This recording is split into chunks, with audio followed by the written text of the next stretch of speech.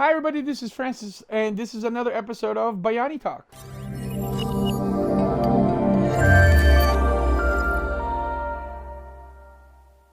Hi, everybody. This is Francis, and this is another episode of Bayani Talk. And today, I'm very pleased to announce that I'm going to be talking about these children's book here made by Bayani Art. Now, I've done a video on Bayani Art before. You know that they're my favorite. I've already mentioned that they're my favorite apparel company, not just a Filipino-American apparel company, but they're my favorite apparel company. Only mainly because how historically accurate that they strive to be in every one of their art pieces. Now, I know the owner personally. He's one of my greatest friends, one of my good friends. He actually has done so much research, and that he just doesn't put anything there. And I've always called Bayani Art as a historical, a historical art piece that you can wear. Now, I mean, the first product that I ever bought from Bayani Art is this product here, is the Katipunan hat. So you can see he's got he's got the red kind of corduroy material. It's a beautiful hat. It's got, of course, the Bayani Art logo. The people that they partner up with, streetwear design, street style original. Street style original. You can see their logo right here. I still kept the tag. That's how, because I'm not really a hat guy, but it still looks really great. But the reason why I bought this hat, and of course you have the Katipunan logo in the back here, but the reason why I bought this hat is because of this. Look at these are all the historical heroes and heroines of the Philippines, and then of course the Katipunan the Andres Bonifacio and his soldiers are part of this product now. And so they've always strived to make sure that all the things that they generate, all the things that they make are historically accurate. And not only is it beautiful, but historically accurate. And these books are exactly the same thing. And now, why is this important? Now, I grew up here in the United States. I moved here when I was 9 years old.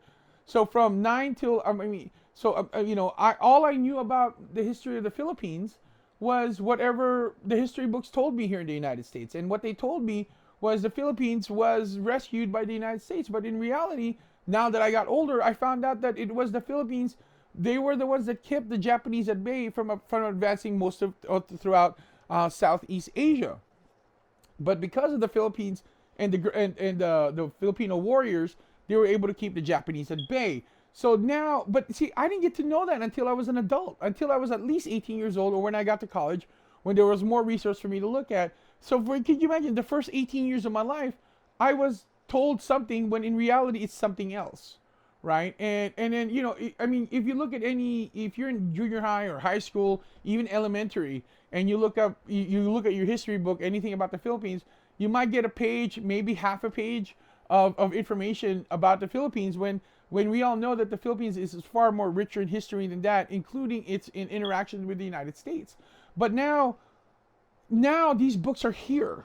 Now, why are these important? Because these are children's book, meaning that now as you can start introducing your kids to our culture from the word go. Now, I mean, these books came out at the same time. They were released at the same time. And of course, for me, what I connected with definitely is this book, of course, Lapu-Lapu, which is is a Filipino warrior. He was Raja Lapu-Lapu, and then it's a story of Lapu-Lapu and how, and of course he was the one. He led the forces that killed Magellan and his team from when they visited the Philippines. One of the running jokes that I've heard in the past is that we've killed the very first tourist that came into the Philippines, which was Lapu-Lapu. And then of course, a very progressive company, Bayani Art, is the book that they published at the exact same time was Gabriel Silang. And again, she's a Filipino heroine. So now we're starting to talk more about our Filipino culture. Now, I've talked to Joe, the owner of Bayani Art, several times, and we've had many discussions about this, that there's two things that we keep forgetting about the Philippines. One is that the Philippines we're a people of warriors, right? We're a people of warriors. We're a people of mandirigmas, right? So this is why they put one of the first books that they printed was about Lapu-Lapu. The first Filipino warrior that was recorded in European history was Lapu-Lapu. And then the second thing that we always forget about this is that the Philippines is a matriarchal society, hence Gabriel Silang. She's also a Filipino warrior, right? But she's a woman, and she's a strong individual woman. So these are something that we want to teach our kids. We want to teach our kids that the Filipinos are warriors, right? And then that we come from matriarchal society. Now, I don't have any children, but I have grandnieces. I have mga apos. One of the most important things for me is to continue to show my grandbabies, especially my grandnieces, is that how important it is that they have their own strong voice. I come from a family, the Bunuan side of my family, of strong women, and I want to continue that with my grandnieces, and so that for them to be able, for me to show them, like a book about Gabriel Silang it's one of those things that I am very, very proud of, and I'm so very grateful for Bayani Art for publishing these books, because it's about time. It's just about time, and we're so very grateful. And I mean, not only are they, I mean, this is not a history book. Like I said, this is definitely a children's book, and I'm just so grateful again to how they put this together. Let me just, if I can turn the page here. Thank you, Robin, again for signing it. I got a signed copy. That's right. That's how I rolled. I roll deep. All right. But it's again, it's for kids level reading, right? But look at the illustration.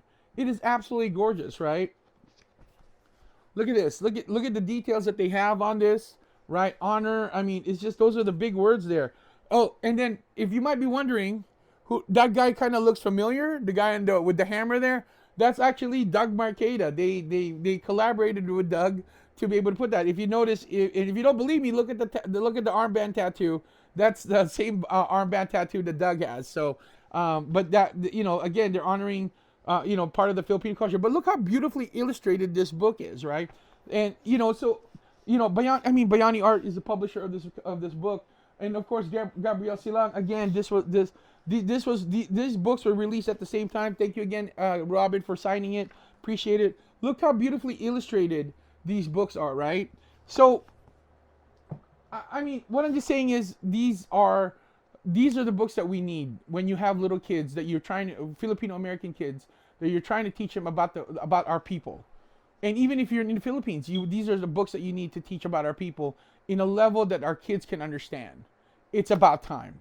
It's about time that we start teaching these kids more about our people. And then I hope that you parents out there, grandparents or granduncles, whatever, mga titos, titas, tito boy, or tito babies, you guys need to get this book, because our kids need to know about their past.